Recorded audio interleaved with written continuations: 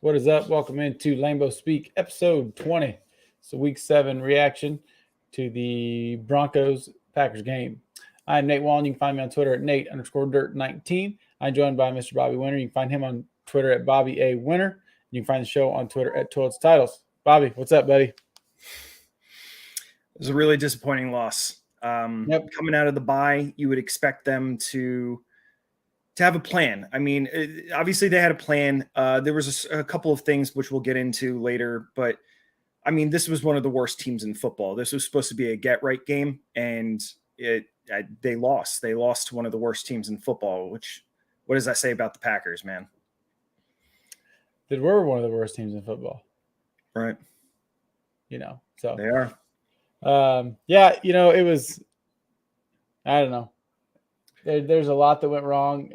I keep telling myself, like we've said in the past, every week, we're here to evaluate things this year, this, that, and the other. But, it's hard as a fan to not be somewhat excited, every week, especially when you have a team like the Broncos that have looked like poo, for the most part. But, I don't know. Before we get going, though, I do want to say, if you're new to the show, make sure you're checking us, like and subscribe it. We would appreciate that on YouTube. Give us a 5-star review on Apple Podcasts as well. If you want to look at the rest of our content from any of our other shows, check out our website, toiletstiles.com. Has all of our articles, mock drafts, player rankings, everything we do. All our player profiles for the draft will be on there as well. Everything's there, so check it out. And if you want to interact with the team, get into our giveaway we got going on. It's for a Yeti cooler. There'll be some more details coming out about that. But if you join our Gilded chat, like I'm just talking about, it's free to join. That gets part of your entry, I guess, set up. But yeah, we talk about everything football in there, NFL, gambling, DFS, just you name it, it's in there. Rich, what's up, dude? Rich is my guy. We have a show on Wednesday nights together, so check that out. What Toilet Styles After Dark, that's usually about 10 or 10:30 Central Time. It's a lot of fun. Not quite as PG as most shows. It's hard to keep this one PG the more we go, because I get pretty annoyed. I'm sitting there at my house with my wife and my 2 boys watching this game, and I'm just like, gosh darn it. And Finley will say, gosh darn it, which is funny. But it feels like it's the same thing week after week. I know I said to you before the show, luckily it was only 9-0 going into halftime. I don't know what our plan is when we run 8 plays in the first quarter. It seems like it's the same thing week in, week out. We're averaging like 100 yards in the first half. Luckily our defense played well enough, not against the run they average 5.8 or 5.9, 5.8 or 5.7 a carry or something like that, which is too much, but that's about what we do. They were only up 9-0. So like I told you, if we could have just done anything at all in the first half, there was one drive where we started getting a little momentum in the second quarter. Durs missed that field goal. It was destined to happen. He'd gone, 6 weeks, or 5 games, I guess, but being perfect, so I didn't expect that to continue. And I mean, it is what it is. Kickers miss. I'm not putting anything on him like that. There were a couple good defensive plays. I was also confused as to how it felt like we lost more guys in the bye week. I thought Jair would be back. Cortland Sutton ate up Carrington Valentine. And him being in single coverage on, and I know Sutton hasn't had that great of a year, but he's a good wide receiver. Yeah. What we're doing, and look, Judy was probably one-on-one. Maybe it was just, I know the coverage doesn't necessarily get rolled to those guys, but it just seemed like some questionable stuff going on.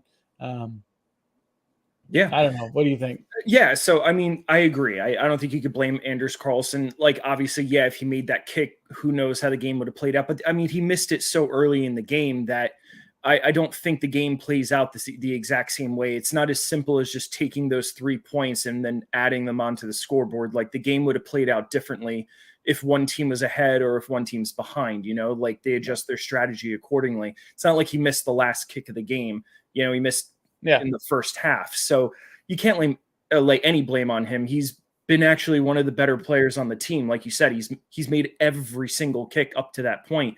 And then all the kicks he attempted afterwards, he made. So yeah, he's been a bright spot on this roster so far.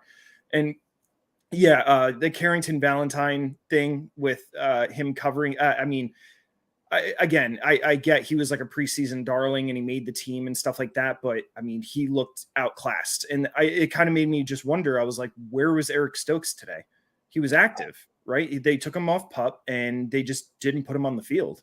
Well, I saw in the second half he was in street clothes, so I don't know if he had a setback or something, because I don't know if he ever got on the field today. Right, but I'm saying, was he even active? Yeah. So was he active, or was he dressed, or what? Because I know I saw him in the second half, in street clothes, but yeah, it was very strange seeing him, get taken off of PUP, being put on the active roster, and then nowhere. I mean, even the announcers were talking. They're like, "Where is Stokes?" You know what I mean? They thought that they put him in, and that kind of leads me to the other thing with like Carrington Valentine and also Keyshawn Nixon. Keyshawn Nixon hasn't played well enough, I believe, to be a starting corner on the team. No. I think he should be relegated back to special teams and maybe some of that offensive trick plays that they were thinking of putting him into. I think taking him off the field, maybe making him like a backup corner like he was last year, could keep him fresher for being on special teams, or if you want to incorporate him and, give a spark to this offense, because Lord knows it needs it. You know what I mean? Like they need to be thinking of every possible thing that they can do right now to change this offense. Which actually one thing I did notice that they did change, which I think that they should incorporate a little bit more, was the design runs for Jordan Love. They were very effective. Me and you talked about this before the season even started, that we were surprised when we were looking at fantasy numbers, like how many rush attempts they expected for Jordan Love. We're like, this dude's athletic, right? Like more athletic than Aaron Rodgers. So, and Rodgers ran a decent amount in the beginning of his career. So like I was expecting Love to get a couple of carries, at least 2, 3, 4, 5 a game. But there was a couple of there was 2 in this game, and they both worked really well. Jordan Love actually is pretty good with the ball in his hands. I think this whole like diving forward thing is kind of weird because they're still marking him shy. Like when a quarterback dives or slides or whatever, they always mark it where the slide begins. So I don't like him diving head first all the time because it's not picking up the extra yardage and everything. But I think that, obviously, yeah, he's not Josh Allen. He's not Lamar Jackson. But I think incorporating him into the run game could help. I mean, if anything, just to keep defenses honest. If they have to start keeping somebody like a spy on him, it could open up the passing game a little bit more. So it just even the threat of it. If they were to use him more in that way, maybe some teams will start playing him differently and it could help the passing game. Yeah, no, I think so. And it was weird. The passing game seemed like, he was 21 of 31 for 180 yards. He threw for the same as Russ Wilson did. We had like the exact same amount of yards. They averaged 5.8, and we were at like 4-something or other, 4.7.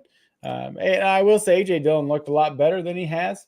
But granted, their rush defense is like somehow worse than ours, if that's a thing. It was anyways worse than ours. So and like I said, he ran hard. He did. He looked better than he has all year, I thought. Aaron Jones had 8 carries and looked good on a couple of those. But it seemed like there were some shorter passes being thrown. And a couple of them seem, and this drives me crazy. This isn't even just the Packers, but when it's third down, why are you not running past the sticks? What's the point? Right. Like, why are we, if it's 3rd and 7, why are you throwing the ball 5 yards? Like, guys are so fast that the closing speed is going to just done. Like there, you know what I mean?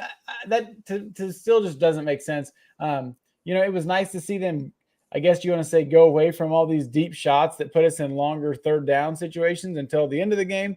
It felt like anyways. I don't know. It's frustrating. And like we said too, we had 100 yards in the first half, which is like, I think we've been averaging like 96 or something. It's ridiculous. You have this much time off and that's your best game plan.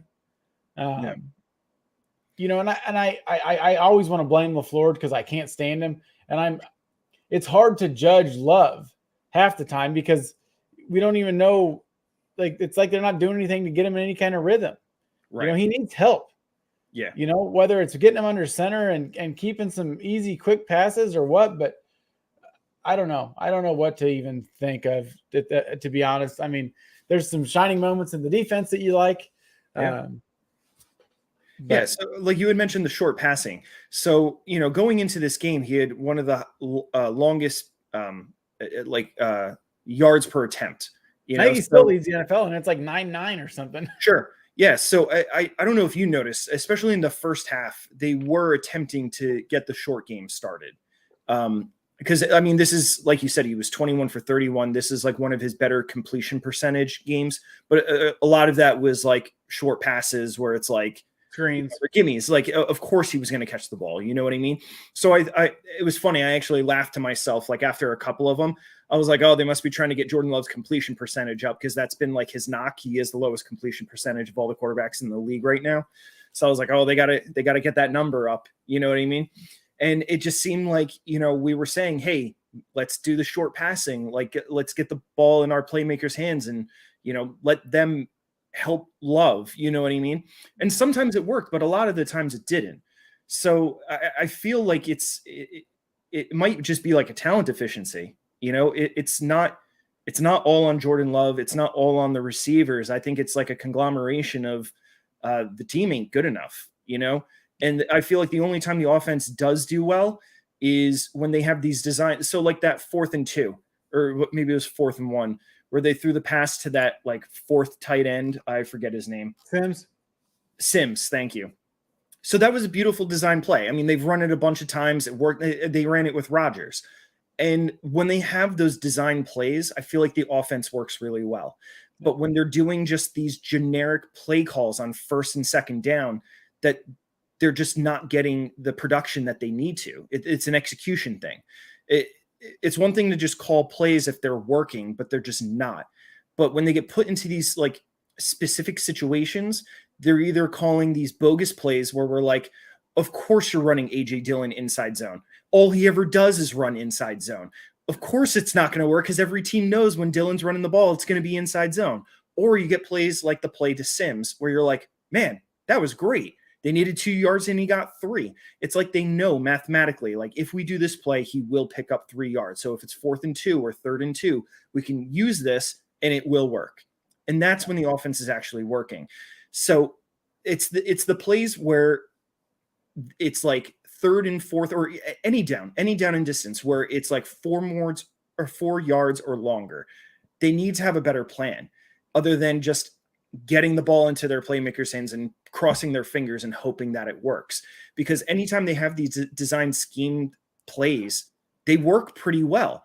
And it kind of shows like, yeah, Matt LaFleur does know how to call an offense because he designs these plays and he knows when to use them. But the rest of the time, it's like, yo, you need to put Jordan Love in a better position, like get him some help. And Jordan Love also isn't making it easier for him either. That's a whole nother thing. Yeah, it's like there's times when you're like, okay, good play call. And then there's times like you're just out there just calling plays for fun. Yeah. Like, you know what I mean? And it gets, but yeah, I don't know. I'm hoping Luke Musgrave's okay after the concussion he probably has. I hope Kareem Jackson gets suspended. That's his 3rd hit of the year like that. Yeah, that was messed up. Week 2, he put Logan Thomas in concussion protocol. I think he's been fined like $90,000 so far this year from week 1. Yeah, they said that in the broadcast. It's crazy. So I mean, there's no place for that. I mean, I like when people get hit.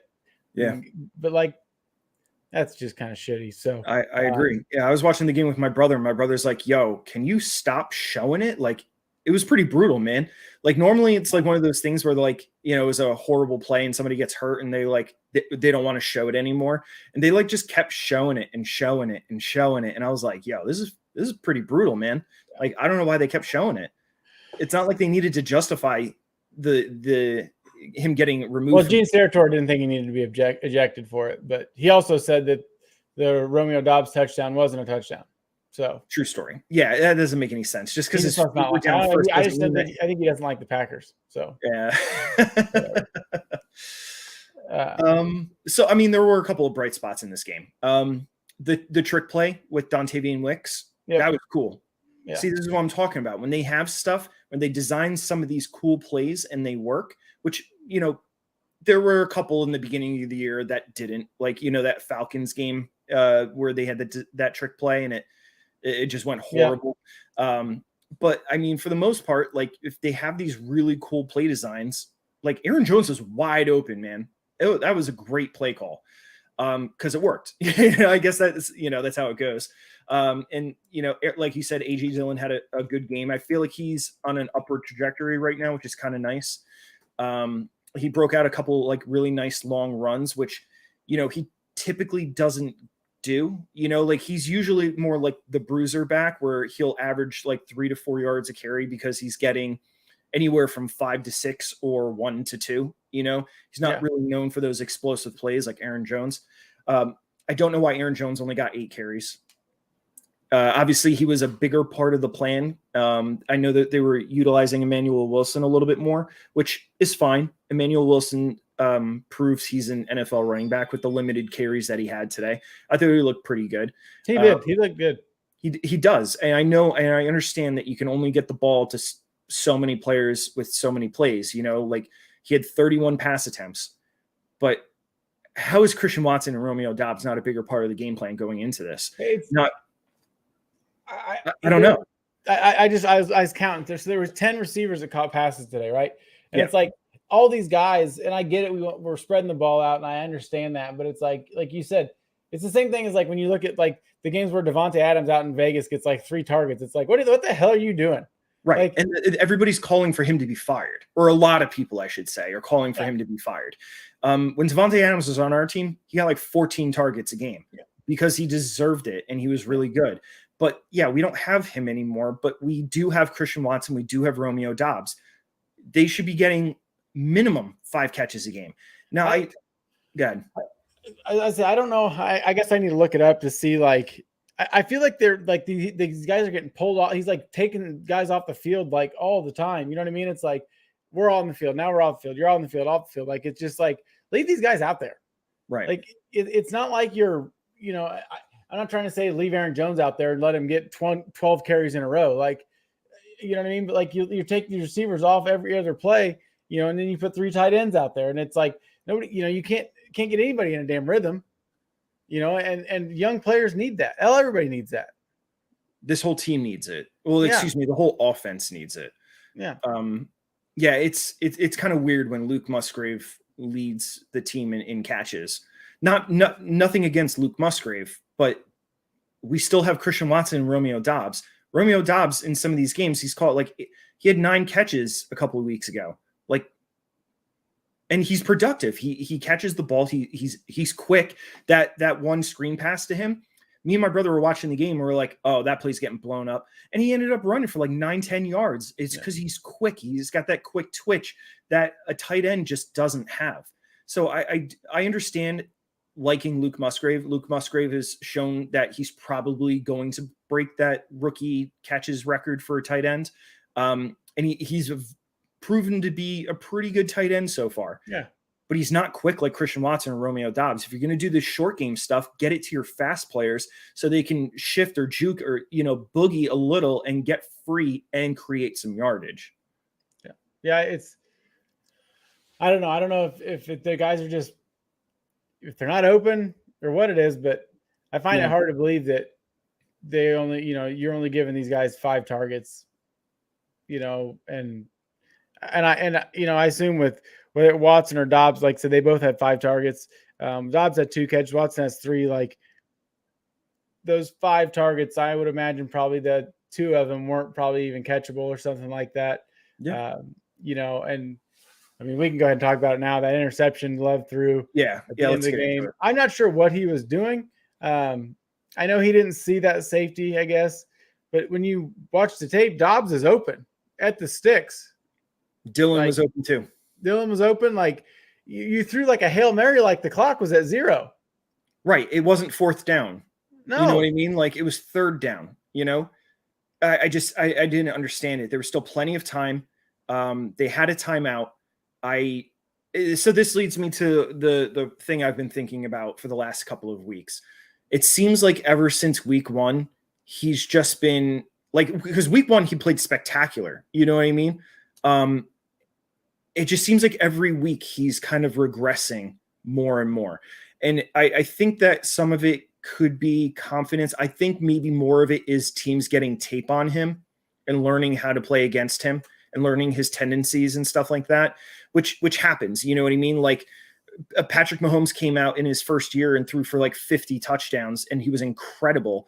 And he only really recreated it like one more time, you know, throughout his entire career because people learned how to play against him and they have tape on him and he's had to completely change his game, obviously, because you don't want to stay the same. You should always be evolving. You should always be trying to get better or whatever.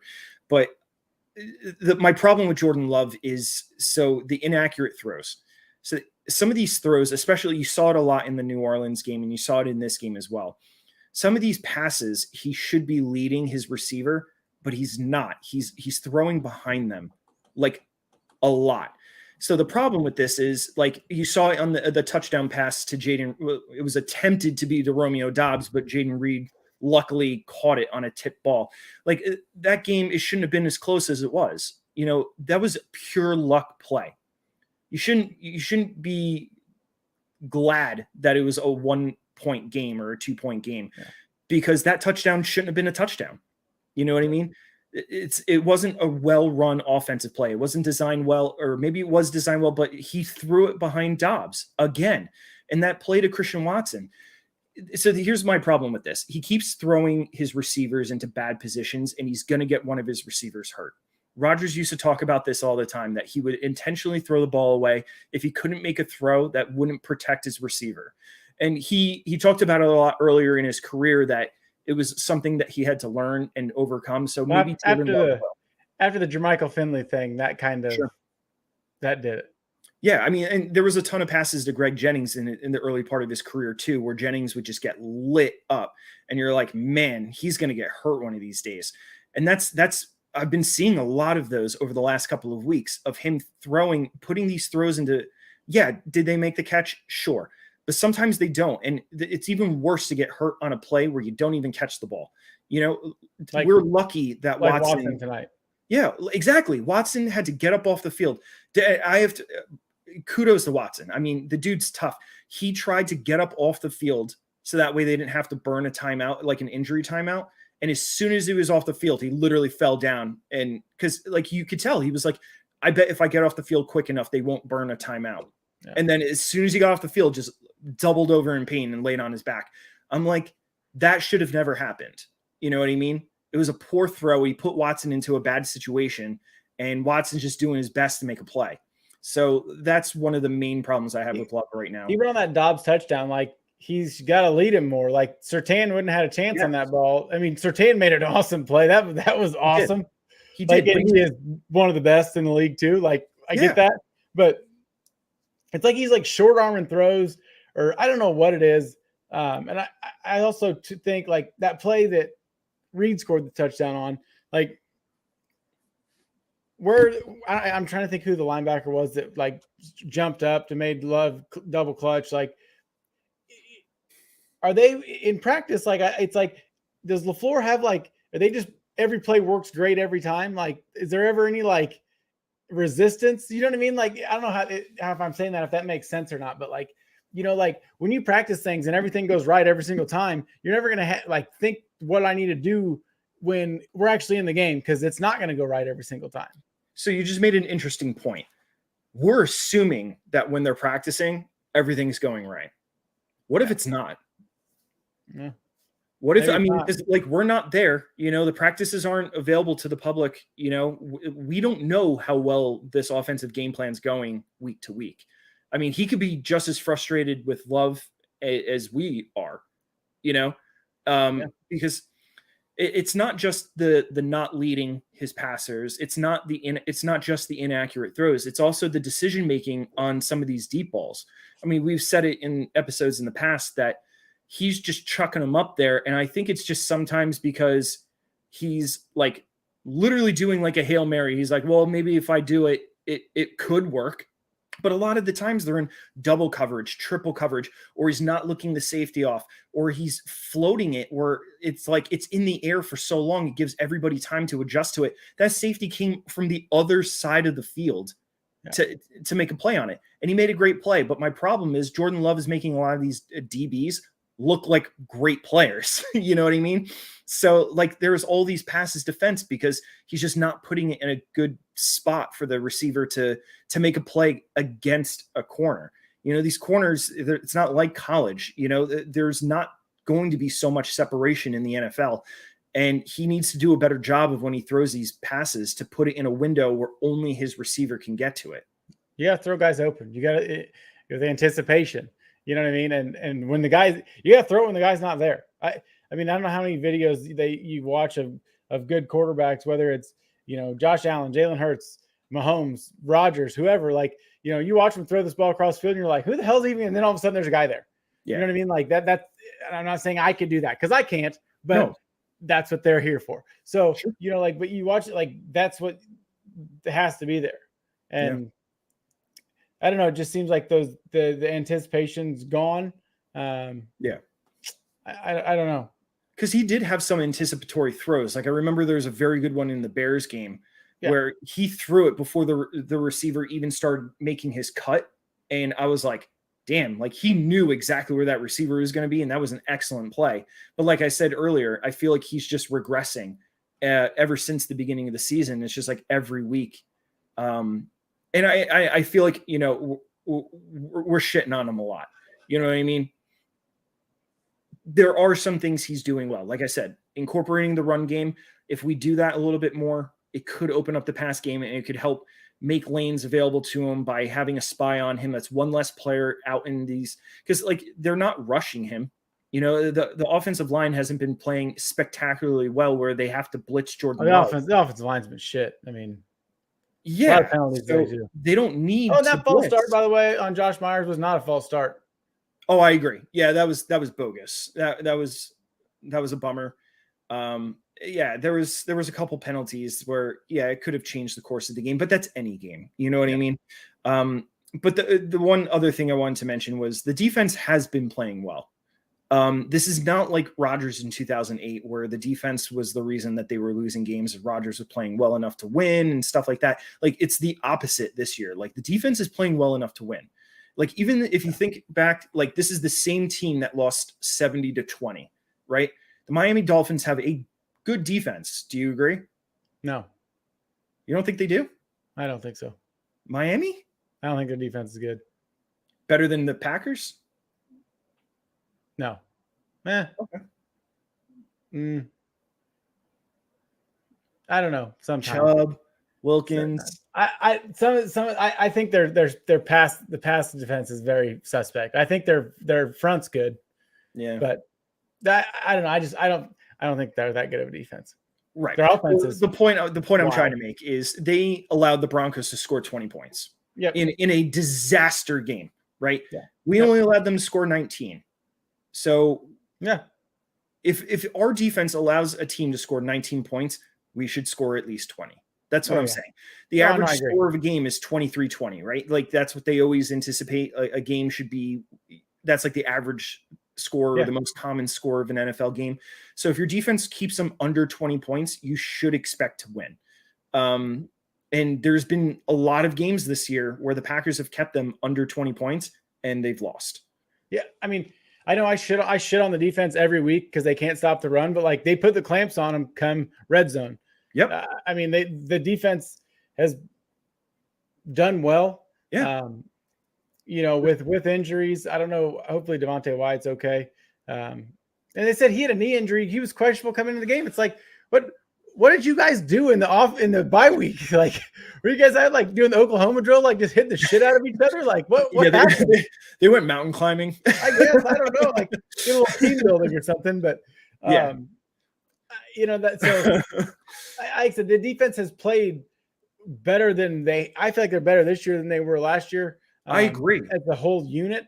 Yes, Rasul Douglas especially. He's having like a career year. Like, yeah, he doesn't have the interceptions that he has that first year. I think he only has one so far. But I mean, we're still not even at the halfway point. Yeah. Rasul Douglas, just all around, has probably been the best player on our defense this year. Yeah, he's remarkable. He tackled, and that's another thing. The defense has been missing tackles all year, and that's really one of the reasons why the run game has been so atrocious. They're trying to tackle high a lot, and I don't understand that, But Rasul is a tackling machine. He tackles well. He hardly ever misses. Even that one touchdown that Cortland Sutton had, it was technically against Rasul. There was nothing he could do. There was nothing he could do. And if you saw, he turned around and he was like mad at the other corner, and he's right to do so. Like when they were crossing like that, he should have handed off the other receiver to him, and followed Sutton. So that's why he got mad, because he just allowed that receiver to basically run into him instead of passing him off to Rasul. So like Rasul didn't do anything really wrong on that play. And I don't know. It was one of those things coming into the year. Like I knew Rasul was probably going to be pretty good. I just didn't expect Jair to be what he is this year, and that Rasul would be he's playing like CB1 this year. Yeah. So I don't know. Isaiah McDuffie actually led the team in tackles. They have 10 tackles. So he's been a bright spot for Devondre. So I always liked McDuffie coming out of Boston College. He's been a big special teamer guy. So, he's played well. But there has been some good stuff, some here and there. But it's hard to get a good judge on things when I don't know. Like there's so many things going wrong. But yeah. I think what they need to do, because obviously, like, it's tough because, like, as an offensive play caller, you don't want to do all of your special plays in the beginning of the year, because then it's on tape.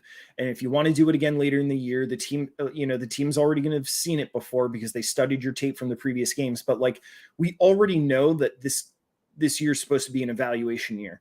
So I feel like they should be in their bag doing all this cool stuff, to see how well Jordan can handle it.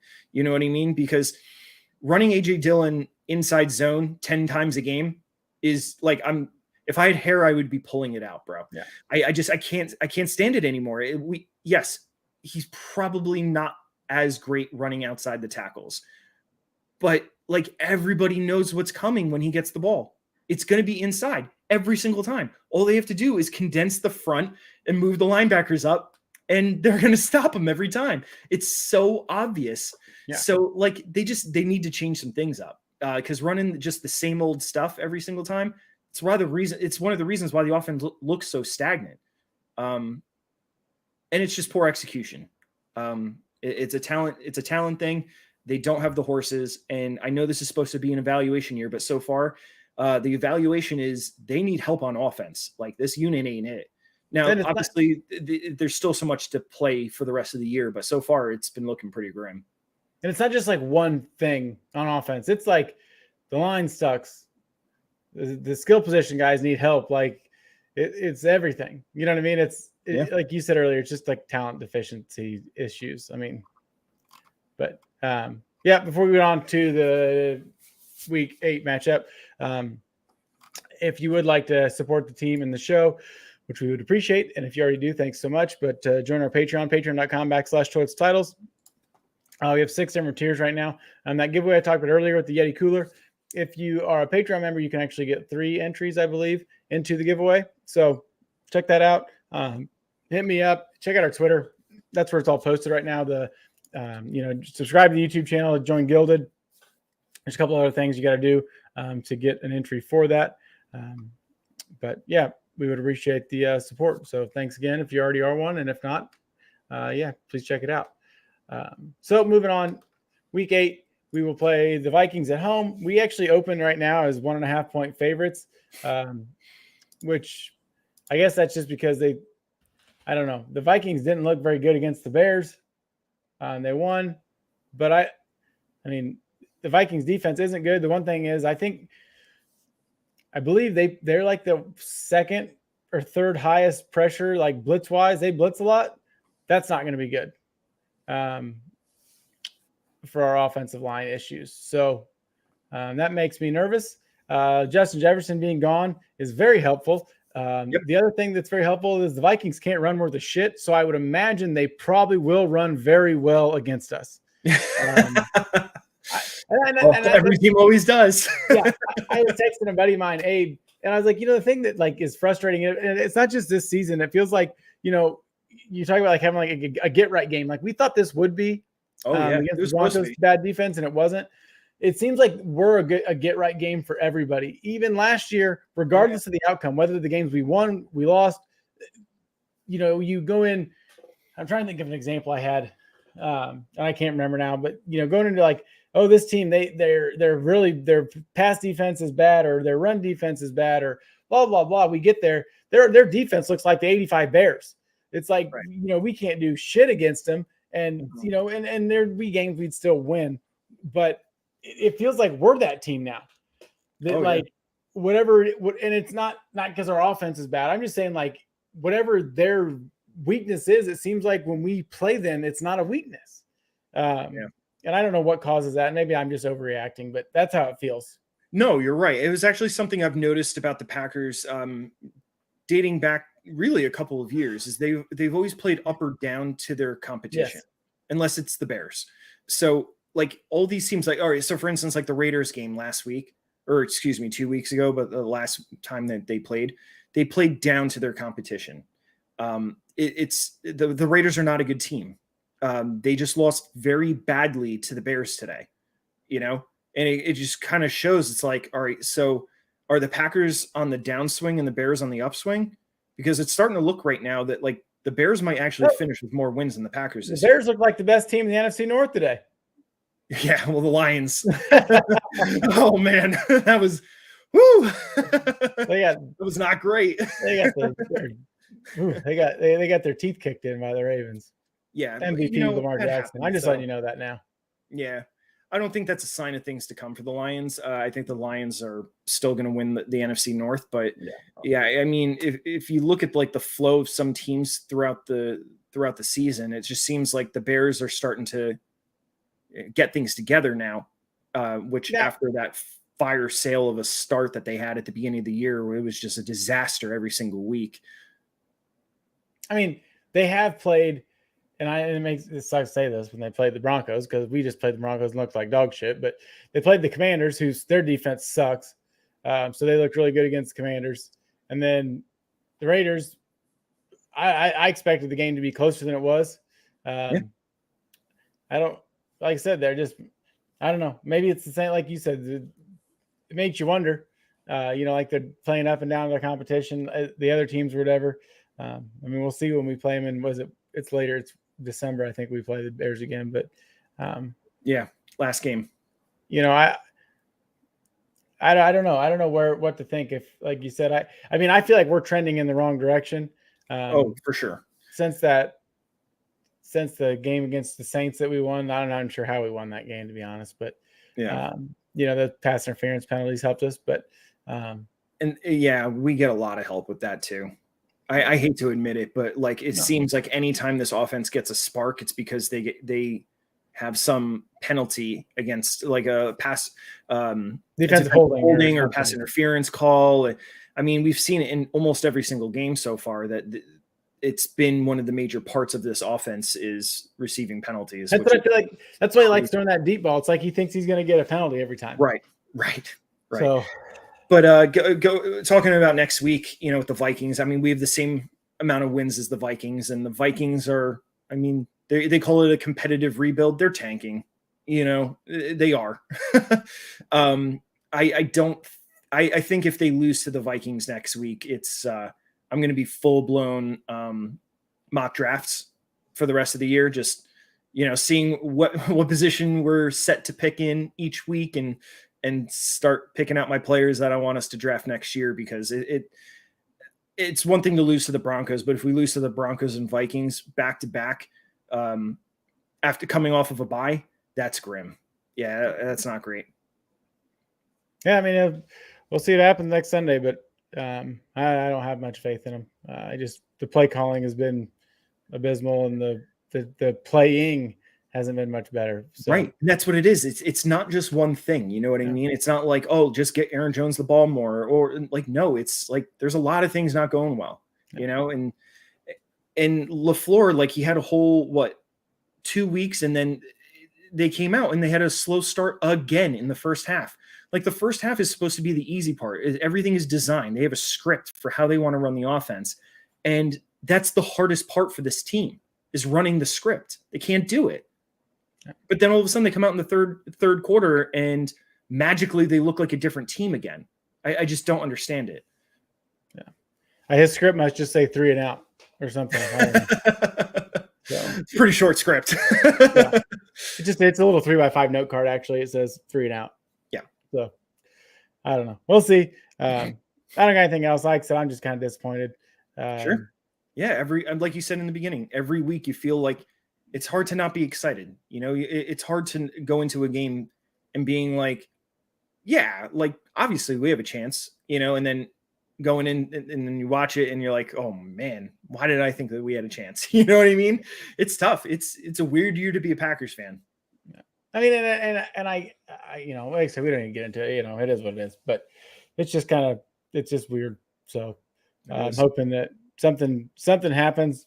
I mean, I just fire him, let Football Rich be the head coach. He took the Raiders to the playoffs, so he did.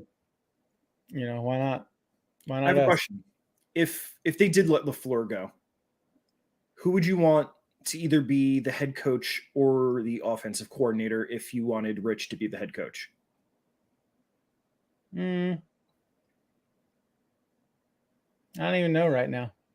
There's just maybe that would be a good thing to bring up next week, especially if they lose to the Vikings. Yeah, I'll think about it. I just right, there's a lot of, and I talked about it on our Wednesday night show. There's just a lot of bad coaching. It's just like the situational awareness seems to not be a thing in the NFL for a lot of teams. So I don't know. I don't know where I'd want to go with that. Like I said, I'm anymore. I like the old guys. You know, I love Mike Tomlin. Sure. You know, but like, you know, Mike McCarthy, I know people hated him in Green Bay, but see, I don't think a lot of people hated him in Green Bay. I think they started to turn on him toward the end. Yeah. Because that's what I mean, I guess. Sorry. I mean, if for the early part of the 2010s, they were like an unstoppable offense. You know what I mean? Like, he was being praised as like one of the best offensive minds in football, you know, but then the offense got stale. He wasn't changing with the times. Everybody knew what they were running. You know, the play calling got stagnant, and they needed a change. They needed a spark. So, I mean, look at Dallas. Dallas has had a prolific offense year after year after year with him being the head coach there. Now, I know this is only his first year calling the plays down there, but he is an offensive-minded head coach. I'm sure he had a lot of involvement in the offense down there. We don't have time for me to get going on Kellen Moore right now. If you want to hear more of that, listen on Wednesday nights. I really tear that guy apart. Him and Brandon Staley. That's like a weekly thing. We just rip on those guys. We get to talk about that in a month, actually, because the Chargers at Packers. Hey, so we have a chance to win that game. Brandon Staley loves to lose football games. Oh, yeah. We got a chance there. All right. Thanks for tuning in. Check us out, toadstyles.com. Check us out on Twitter as well. You can find the show there. You can find me on Twitter at Nate_Dirt19. You can find Bobby at Bobby A Winner. Hit the like and subscribe button and give us a 5-star review on Apple. We would appreciate that. And we'll see y'all next week. Hopefully after a big dub against the Vikings. Yep. Have a good week. Thanks, y'all. Go Pack, go. That's right.